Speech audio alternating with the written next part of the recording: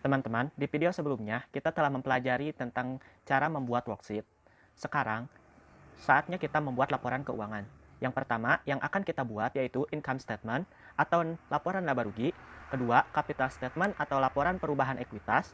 Dan yang ketiga yaitu balance sheet atau laporan posisi keuangan atau biasa juga disebut neraca. Teman-teman, saya akan menjelaskan fungsi dan tujuan dari laporan keuangan ini terlebih dahulu.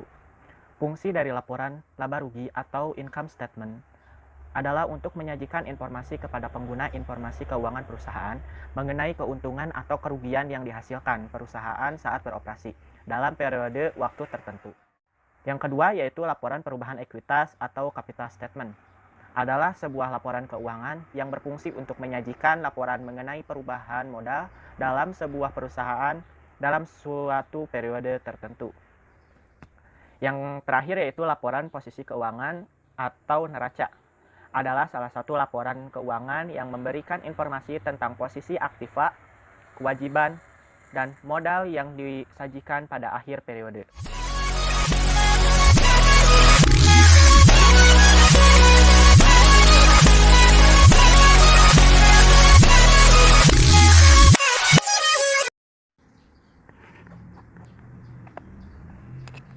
Setelah kita mengetahui sedikit teori mengenai laporan keuangan yang akan kita buat hari ini, sekarang kita akan mengerjakan secara praktek atau membuatnya secara praktek langsung saja. Saya akan jelaskan sedikit. Dalam income statement itu, akun-akun yang terkait adalah akun pendapatan dan juga beban. Di sini akun pendapatan mulai dari sales return, dan juga cost of goods sold.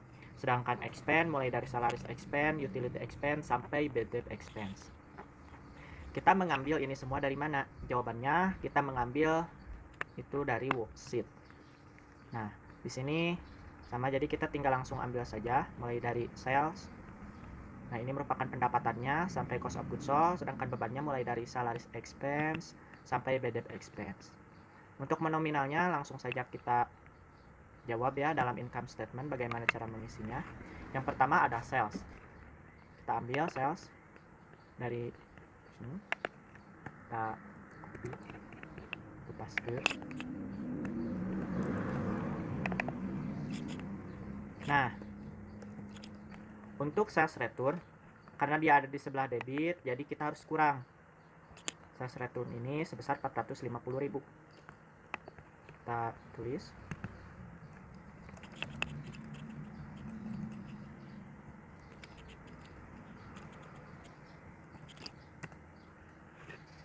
Jadi min 450.000 ya, ini kurang min 450.000, dan cost of goods sold nya juga min 20.950.000. Copy.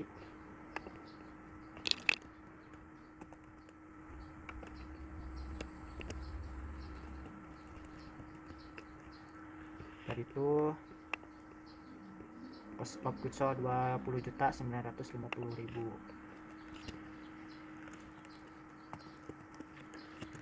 20.950.000.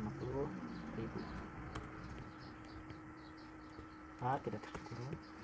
Nah, tinggal kita totalkan, dikurang ya. Ini kita hapus dulu. Nah, bagaimana totalkannya? Kita tinggal pencet zoom. Kita tinggal jumlahkan 31.875.000 dikurangi 450.000 dikurangi 20.950.000. Kalau zoom kita langsung coba ya. Hasilnya 10.475.000. Jadi pendapatan yang tersisa 10. Jadi pendapatannya adalah 10.475.000. Lanjut ke expense. Kita ambilnya juga dalam worksheet expense. Nah, mulai dari salaries expense hingga bad debt expense langsung saja kita copy. Karena ini di debit berarti kita ini tuh kurang ya. Income statement. Nah, ini nominalnya tidak diketahui. Nah, tidak dapat copy.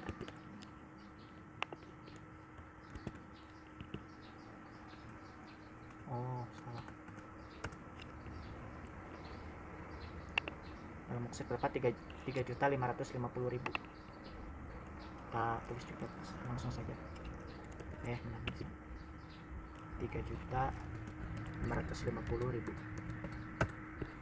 Nah, langsung kita jumlahkan di total expense di sini. Total expense-nya berapa?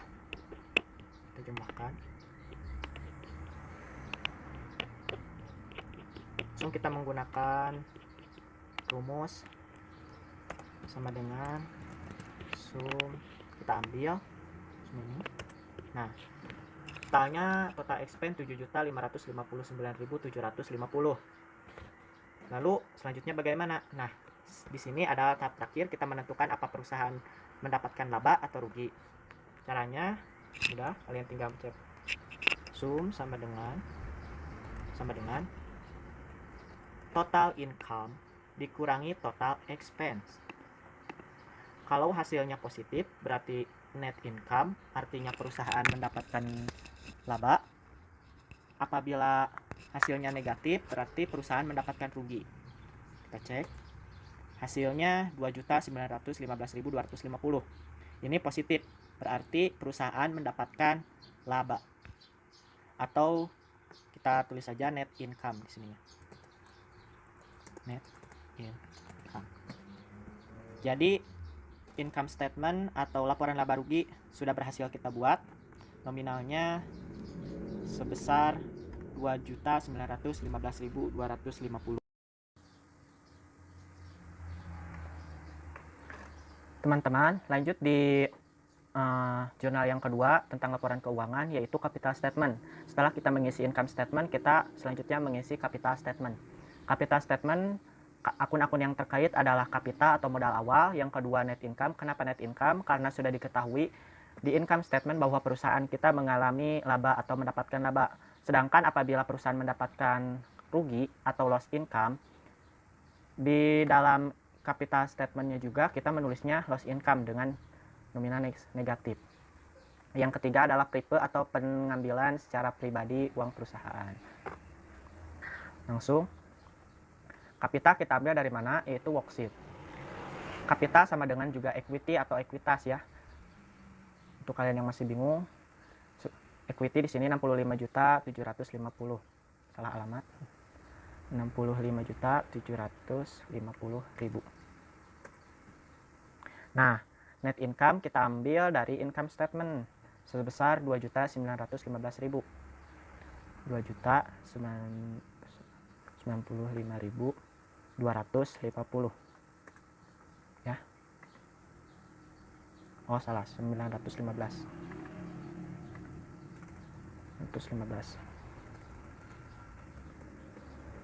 250. Yang ketiga prepay kita ambil dari worksheet. Nah, prepay kita ambil dari worksheet. Mana prepay? Nah, prepay sebesar 2 juta. Kita tulisnya dalam negatif. Karena prepay itu merupakan pengambilan. Jadi apabila uang diambil berarti berkurang. Lalu kita menjumlahkan antara net income dan juga prepay. 2.915.250 dikurangi 2 juta. Hasilnya kita menggunakan rumus sum. Hasilnya 915.250. Nah, untuk mengetahui total modal akhirnya berapa, kita cukup menambahkan. Kita tambahkan 65.750 ditambah 915.250. Hasilnya 66.665.250. Lanjut yang ketiga tentang laporan keuangan yang kita buat, yaitu balance sheet. Balance sheet ini terdapat akun-akun pendapatan, liability, dan juga equity. Di sini sudah tertera bahwa aset mulai dari cash, akun receivable sampai akumulasi. Dan liabilities di sini ada akun payable sampai PPN outcome, dan juga equity-nya sudah tertera di sini adalah equity. Kita mengambilnya dari worksheet dan juga capital statement. Kita mulai isi cash, akun receivable, merchandise inventory, supplies sampai PPN income kita ambil dari worksheet. Kita ambil sampai PPN income ya.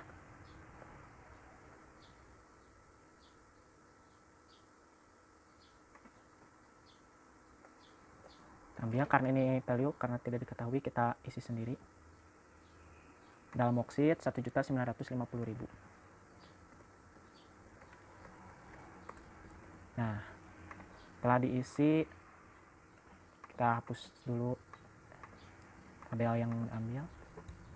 Yang kedua yaitu allowance for the full debt. Allowance for the full debt juga kita mengambilnya dari worksheet karena dia di sebelah kredit, jadi kita harus menguranginya sebesar, di sini nominalnya ada 1.179.750.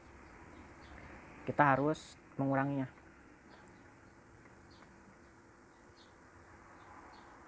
Nominalnya tadi 1.179.750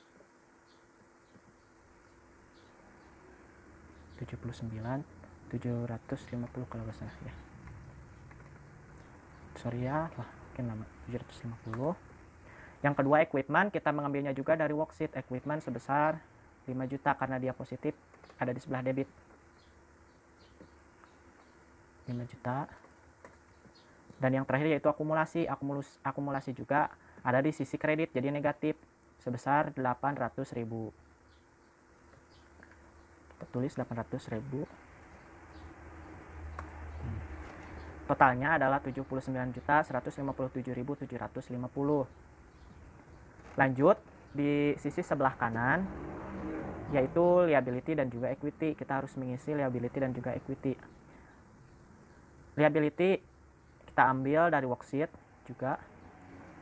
Kita mengambilnya dari ajust trial balance ya, yang sudah dijumlahkan antara trial balance dan juga AJE. Kita ambil akun payable dan juga salaries payables. Terus PPN outcome atau PPN keluaran kita ambil. Nominalnya tidak tercopy. Kita ambil. Nah, sini sudah masuk nominalnya. Sudah masuk nominal. Lanjut kita ke equity. Nah, untuk equity ini kita tidak mengambilnya dari worksheet. Seperti aset dan liability. Equity kita ngambil dari mana? Kita mengambilnya dari capital statement. Yang total modal akhir ini sebesar 66.665.250. Kita ambil 66 juta, tulis saja 66.666.5.250. 5.250. Nah, kemudian kita jumlahkan antara liability dan juga equity. Jadi total liability dan equity adalah 79.157.750. Nah, hasilnya kan balance antara liability dan equity dan juga aset. Hasilnya balance. Nah, jadi begitu cara mengerjakan laporan keuangan mengenai income statement, capital statement, dan juga balance sheet. Begitulah caranya. Terima kasih.